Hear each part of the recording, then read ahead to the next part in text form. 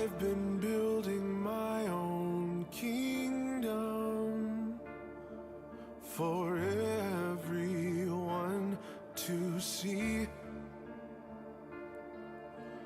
It exists to keep me safe from harm, and it's intact to glorify me. Nobody helped me build this up.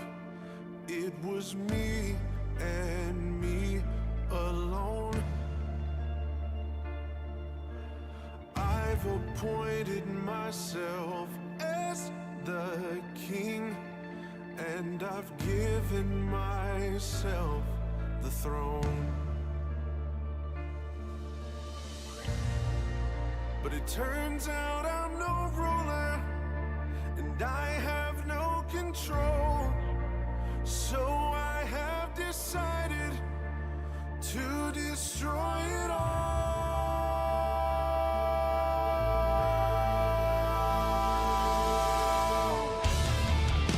I'm tearing down the walls, kicking down the doors. Everything inside this kingdom is yours. 'Cause what I've made is worthless, and it cannot stand.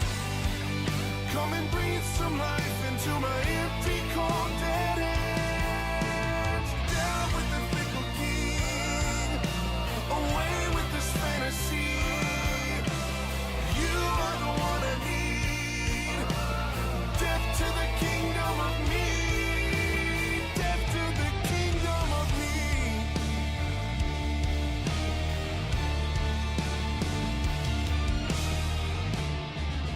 I should probably be frightened. This empire's all I know, but it always does more damage than good. I'm afraid it's gotta go. I know that I can't be trusted, 'cause I'm just a man. And if you hadn't given your life for me, a loser would be all that I am. You know they say just follow your heart. I'm afraid that's a load of trash. Your heart will take you down to deep, dark places where you feel like you'll never come back. So I'm coming out of the dark. This facade is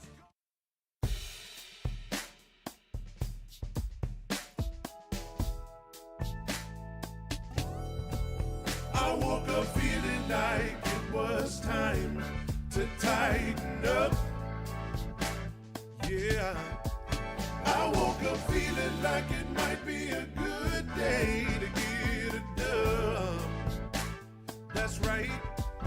Oh, the stadium is just like my second house. Now I'm two-tone talking, they can't shut my mouth. I woke up feeling like it was time to tighten up. Oh boy, oh boy. Oh boy. Oh boy. It is episode 1. You know what? I actually think that it is episode 191. 190 was pre-recorded last week. I need to change that in the title. Episode 191 is what this is. And we are live on the Two Tone Talk by God pod as the Titans are back from their bye week. Not traveling, they are at home against the division rival Houston Texans this Sunday at Nissan Stadium in Nashville. And I'm just telling you right now, ain't how you start, it's how you finish. Like 9 to 5, we stand on business. Ain't how you start, it's how you finish. Look at your neighbor and say, ain't how you start. Ain't how you start, it's how you finish. It's how you finish. Like 9 to 5, we stand on business. I'm telling you right now, the Titan season has been a complete and total abject failure up until this point. It has been a complete and total disaster up until this point. It has been absolutely horrendous. Loss after loss after loss. misery after misery after misery. And now the Titans are coming back from a bye. And if you watched the Wednesday weekly bonus episode on Patreon that took place Wednesday, I went into this a little bit and I will reiterate it here. The Titans are a bad team. They're a bad roster. They're not well coached. We know that. But you also have to keep in mind that this schedule for the Titans in the first half of the season was miserable. Broncos, one of the best teams in the league. Colts, twice, one of the best teams in the league. Rams, one of the best teams in the league. Chargers, top 10 team in the league. Patriots, top 5 team in the league. 6 of their 9 games so far have been against top 10 teams in this league. That ain't helping. That ain't helping this. So this second half of the season as we look forward, they've still got tough games left. They got the Seahawks next week. That's going to be a brutalization of the Tennessee Titans. They still got to play the 49ers at some point on the road. They ain't going to beat them. They got to play the Chiefs at some point. They ain't going to beat them. But you got the Texans who are good. I don't think the Texans are a bad team, but they're not, and we've already lost to the Texans once. I understand that. But the Texans are not as good as those teams I listed. The Browns, who they still have to play, are not as good as those teams. The Saints are not as good as those teams. And they got to play the Jaguars twice. And while I do think the Jaguars are better than, let me just start over. While I think the Jaguars are fine, they are not better than the Patriots, Chargers, Colts. So the second half of the season does, on paper, look a little better. Now, the Titans aren't like going to go on a run and make the playoffs or anything like that. That ship has sailed a long time ago. That ship sailed before it even set out to sea. But it ain't how you start, it's how you finish. And when we started this season, what did I say on this podcast and what did we all say as fans? You know what? The most important thing to find out at the end of this season is what you have with Cam Ward and what you have with these rookies and what you have with these young players. That's what you need to figure out this season, right? And that's still on the table. That is very much still on the table. With 8 games to go, you could still get to, this sounds crazy. You could still get to the end of this season and have hope for this organization going forward. Because if Cam Ward, who has had his rookie struggles through the first half of the season, if he comes out in the second half of this season, win, lose, or draw, and plays better, does some good things, if you have Kevin Winston at safety doing some good things, if you have Marcus Harris at corner doing some good things, and Cedric Gray and J.C. Latham starts playing better, if some of these young guys start playing better in the second half of this season, regardless of the record, then you can get to the end of this season and say, you know what? We still got to hire a head coach, but I feel good about some of these guys that we have. I feel good about this. That's still on the table. It ain't how you start, it's how you finish. And if Cam Ward can put together a good second half of this season, because coming back from the bye, this is officially the second half of the season for the Titans. Halftime is over. The second half is beginning. We are entering the third quarter. Which is crazy to think how fast the season's going by. But if you are a Titans fan, you can look and say, you know what? Cam got better. Cam played better in the second half of the season. The young guys played better. Good deal. I'm good. I saw what I needed to see to have some hope going forward. That's still on the table. And I got to tell you, I think the Titans have a shot to win this game on Sunday. I think the Titans have a shot to win. I know that's crazy because they already got shut out by the Houston Texans in Week 4, and Cam Ward probably played his worst game of the season against Houston. But I think the Titans have a shot. I don't know how good of a shot it is, but I think the Titans have a shot to win this game. Coming off of a bye, Jeff Simmons, healthy. Arden Key, healthy. Calvin Ridley, healthy. Getting some of those guys back that are, supposedly some of your better players. I know Jeff is, but for Ridley and Key, it's like, okay, supposedly they're supposed to be impact players for us, but you're getting them back and they'll be healthy. I think the Titans have a shot. Best shot they've had to win a game in a month. Much better shot than they had against the Chargers or the Colts or the Patriots. They got a better shot to win this game. I'm not saying they will. I'm just saying there's a shot. They at least have a chance at home, which doesn't mean much, but at least you're not in Houston with that loud crowd. I mean, you're at home. You're coming off of a bye. You're healthier than you've been in a while. You're getting key guys back. And they got a shot. And I know that so many of you Titans fans want them to lose. You want them to lose out so that we can get, the best possible draft pick. You want that number 1 overall pick, and I get that. Like, I want that too. But also, probably good to pick up some wins at some point because you want Cam Ward to experience what it's like to win a game where everything doesn't go crazy like it did against Arizona. I mean, the one game the Titans have won had some of the craziest circumstances that I've ever seen in my human life.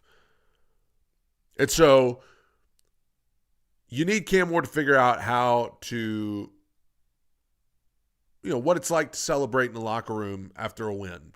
I don't think it's good for the Titans to just lose every game. You need to find a win somewhere, maybe a couple. The Titans went 3-14 last year and still had the number 1 overall pick. They could win a couple more games and still have the number 1 overall pick. So I think the Titans have a shot to win this game. And it'd be good if they could. It'd be good if they could find a way to win, show improvement, to show that we're at least trying to head in the right direction. That would be good. And it ain't how you start, it's how you finish. If the Titans can finish strong, and by finish strong, I don't mean win out. I mean, if the Titans can put together some good football, if Cam Ward can put together some good football, you can still get to the end of this season and feel good about the Titans and where they're headed. I know how miserable the first half of the season was, bro. I know. But it ain't how you start. It's how you finish. Like 9-5. We stand on business. 32-1. NFL power rankings, as I see it, as we go into, what is this, week 11? Goodness gracious, the season's flying by. With all that being said, I still have the worst team in the league as the Tennessee Titans. I've had the Titans as the worst team in the league for the last few weeks. They were off this week. You can't move up the list if you're not even playing. So the Titans are still number 32. They are still, in my opinion, the worst team in the league. At number 31, the Cleveland Browns find themselves back in the bottom 3. The Browns got beat by the Jets. Dylan Gabriel doesn't look good. They apparently don't want to give Shedeur a shot. It's just a disaster. And I think they might fire Kevin Stefanski. It's just not good. Also in the bottom 3, rounding out the bottom 3 this week is one of the worst 3 teams in football. Give it to the Jets. I know the Jets beat the Browns on Sunday, but then they turned around and lost to the Patriots. I think Justin Fields, God bless the kid, he just doesn't look like a starting NFL quarterback. The Jets have to get that situated, and obviously they've got a lot of draft capital over the next couple of years to try to get a quarterback, to try to get the people and the pieces that they need. But I think for right now, the Jets are just absolutely atrocious. Let's get into the 20s. At number 29, the Saints. The Saints worked their way out of the bottom 3 this week to get to number 29. Saints, like I said, they're scrappy. They fight. As Vrabel would say, they compete. And, they come up short most of the time. But the Saints won a game that I sure didn't think they were going to win on Sunday over the Panthers. Number 28, Hades. Geno Smith's been a disappointment there. I think Pete Carroll's not off to a good start because that Raiders team, they have some weapons. Brock Bowers is one of the better tight ends in football. Ashton Genty's a good player. They've got some good players. Obviously, Max Crosby. They've got some good pieces there, but, they've got a lot to figure out because it ain't clicking right now. Number 27, the Dolphins. The Dolphins randomly whooping the Bills? Huh? What? I got the Dolphins at number 27 because overall, I still think the Dolphins are horrible. I still think the Dolphins are atrocious. But they did find a way to somehow beat the brakes off of the Bills. And so I will give them that. Number 26, the G-Men, the New York Giants. Jackson Dart hurt. Brian Daboll fired. Not good in New York right now. Number 25, the Atlanta Falcons. What a disappointment they have been. 3-6. First-round talent all over the place. And they can't figure out how to win a game to save their lives. I think nobody's talking about it from what I see, but I think Raheem Morris might be on a little bit of a hot seat there in Atlanta. It's not good. Number 24, the Bengals. They were off this week, but the Bengals are who they are. They're mid at best. Number 23, the Cowboys, also off this week.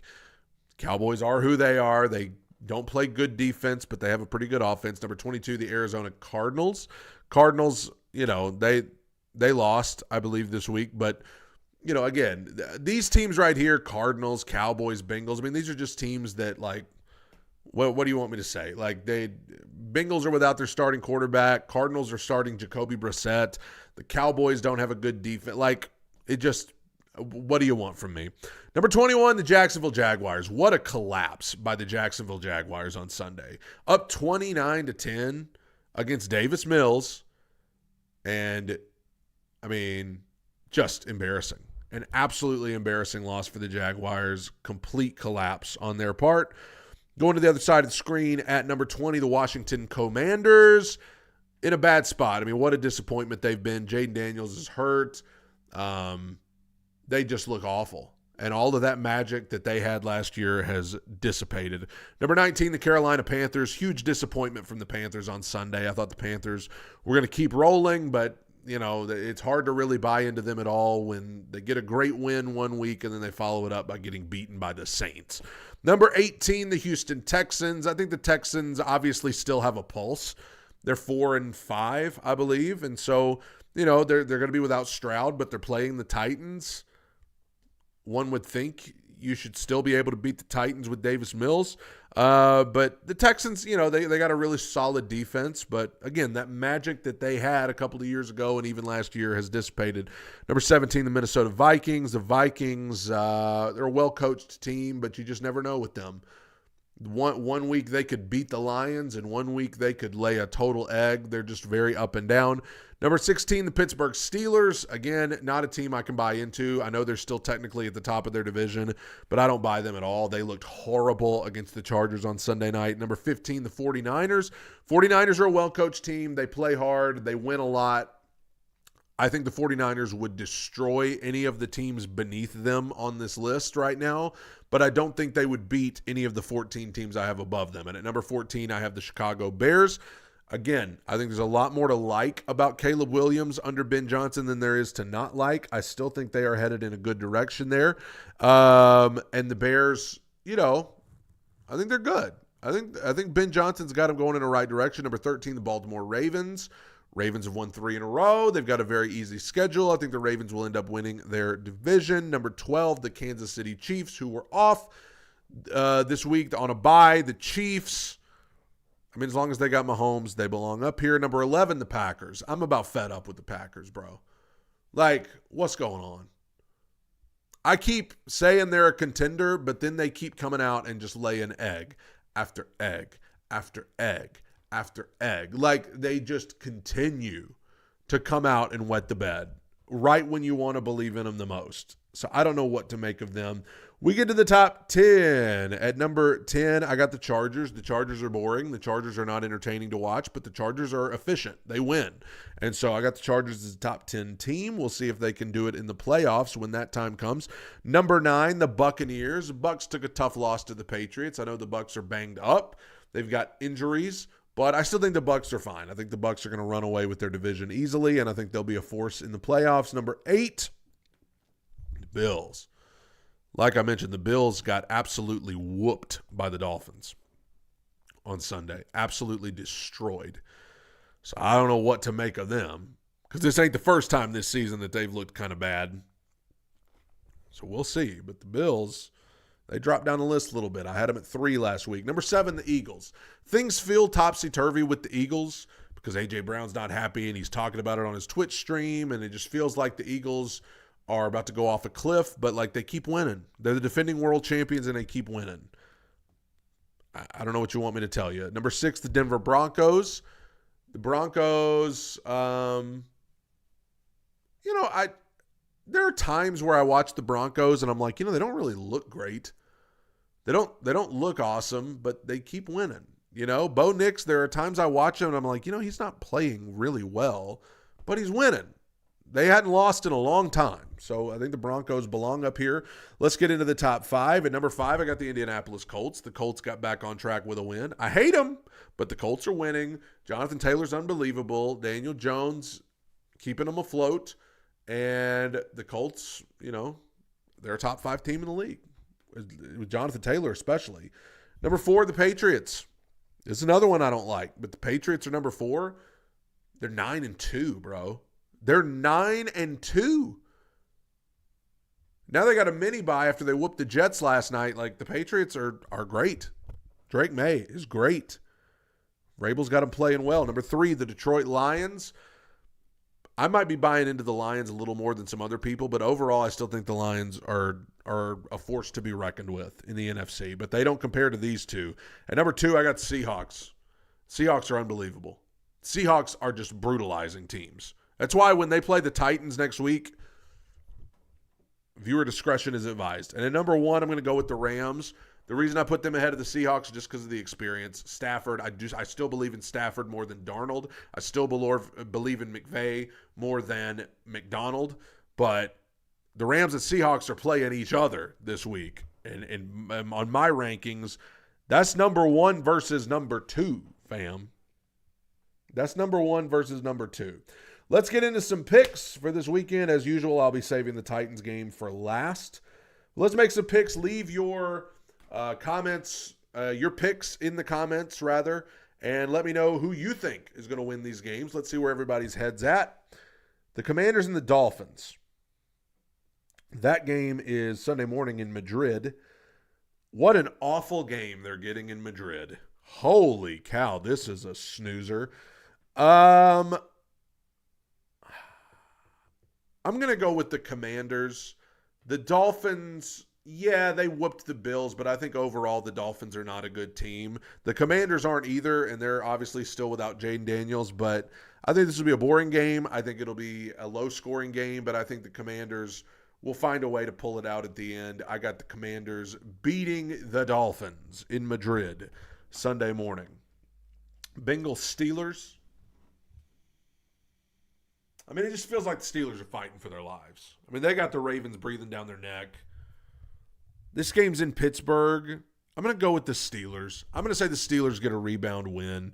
Coming off of a bad loss to the Chargers where they looked awful. They know they got the Ravens breathing down their neck. The Bengals with Flacco, it's at home. I think the Steelers will find a way to win this game. Chargers, Jags. I'm going Chargers. The Jags, that kind of loss that they had Sunday, that kind of meltdown at the end, that's the kind of loss that affects you going forward. That is the kind of loss that is tough to come back from. It's kind of loss that causes trouble for you as you go forward. And then you got a good team like the Chargers coming to town. I got the Chargers beating the Jaguars. Bucks, Bills. That's a good one. Bucks, Bills in Buffalo. I have to believe the Bills are going to find a way to win this game. Coming off of a situation where they looked awful against the Dolphins at home, Bucks are good. I think it'll be a very entertaining game, but because it's in Buffalo and the Bills are coming off such a miserable loss, I'm going with the Bills to win this game. Bears, Vikings. Again, with the Vikings, you just never know. Like, they look great one week, they look terrible the next. But I'm going to go Vikings. I just feel like every time the Bears get their fans' hopes up, they follow it up with letting them down. And I just feel like this game in Minnesota has Bears letdown written all over it. So I'm going to go with the Vikings. Panthers, Falcons. I mean, this right here, it feels like whichever team loses this one, you're in a situation where it's like, okay, it's time to start looking to the future. Because whichever team loses this one, it's in Atlanta. I'm going with the Panthers. I mean, the Panthers, very disappointing loss to the Saints. I think the Panthers are gonna beat the Falcons. And after this loss, I think you will start seeing more people talking about Raheem Morris nationally on the hot seat. Packers, Giants. Packers. Packers looked awful Monday night. Offense looked terrible. The Giants, probably without Jackson Dart, interim head coach. I'm going to go with Packers to win that one. Seahawks, Rams. This is the big one. Seahawks, Rams, the two best teams in the league right now, I think. It's in LA. I'm going to go with the Rams. I'll go with the Rams to win it just because at the end of the day, I think it's going to be a battle. I think both of these teams are playing unbelievably well, but I just trust Stafford in this situation to pull it out. I'm going to go with the Rams over the Seahawks. Although it will not surprise me if the Seahawks win this game. 49ers, Cardinals. I'll go with the Niners. I think the Niners... I think the 49ers come back and get a win here. They're absolutely good enough to beat Arizona. Ravens, Browns. I'm taking the Ravens all day. I think the Ravens will win this game convincingly. And I think Shedeur Sanders will be starting next week for the Browns. Chiefs, Broncos. In Denver. The team that's playing better is the Broncos, but I'm going to go with the Chiefs. I'm going to go with the Chiefs to win this game because every time you think the Chiefs are down and out, they come back and win. So I'm going with the Chiefs. Lions, Eagles, Sunday Night Football, a dandy. And I'm going with the Lions. I'm going with the Lions to beat the Eagles. Even though it's in Philly, going to be a tough game. I'm going with the Lions because I think the Eagles are due a loss. I think this will be the toughest game the Eagles have had in a while. I mean, they had the Packers last week, but I think some of the dysfunction in the locker room's got to catch up with the Eagles at some point. I'm going with the Lions. And then Monday night, dear Lord, how did this game get primetime? Cowboys, Raiders on Monday Night Football in Vegas. What a doozy in prime time Monday night. Give me the Cowboys. Coming off of a bye. In all seriousness, I think the emotion, obviously, of them losing a teammate, I think they're going to win it for him. I think they're going to win it for Neyland, and they should. This will be their first game since all that happened. And I just think that emotion, football's an emotional game anyway. But when you bring that real life stuff into the situation, I think that the Cowboys will win this one. I think they'll dedicate it to him as they should. Last but not least, Titans, Texans.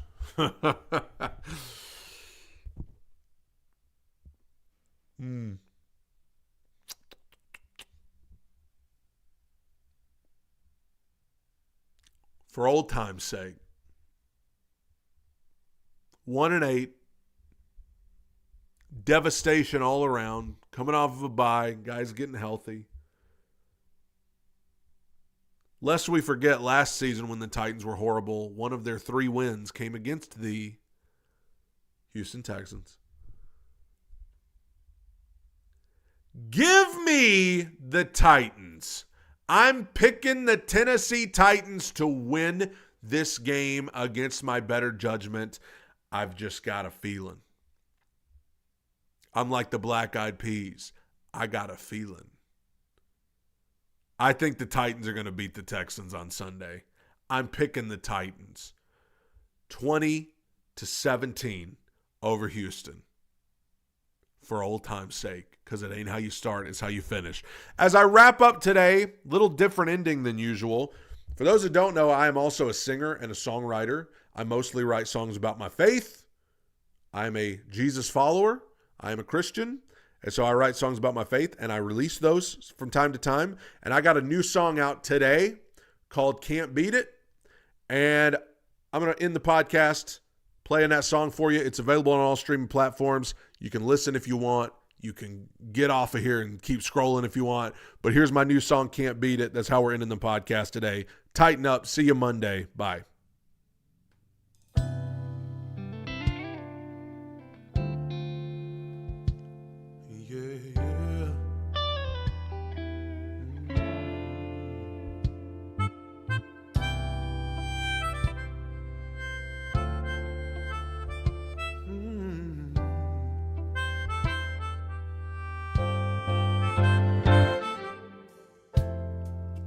I know what it's like when you're chasing temporary highs, and they never satisfy, and you're breathing but not feeling alive. But when he called me to live, he gave me something nothing else could give. He told me that I'm his, and it's insane, I can't explain how it feels.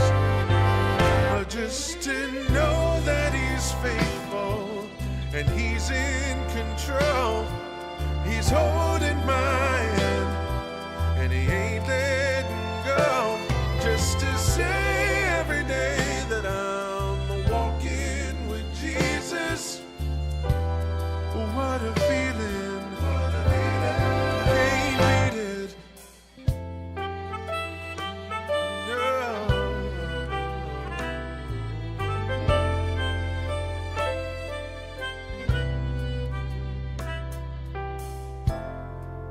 I'm glad he took my past, picked it up, threw it in the trash. So tell the devil that's around, 'cause I'm changed so I ain't going back. And just to know that he's faithful and he's in control, he's holding my hand and he ain't letting go. Just to say every day that I'm walking with Jesus, what a feeling, can't beat it, knowing every enemy has been defeated. How could I not believe it? Can't you see it? I'm free and he's a reason. He gave me everything I needed, and just to know that he's faithful and he's in control, he's holding my hand and he ain't letting go. And just to say every day that I'm walking with Jesus, man, what a feeling. You know you can't beat it, can't beat it, what a feeling, yeah.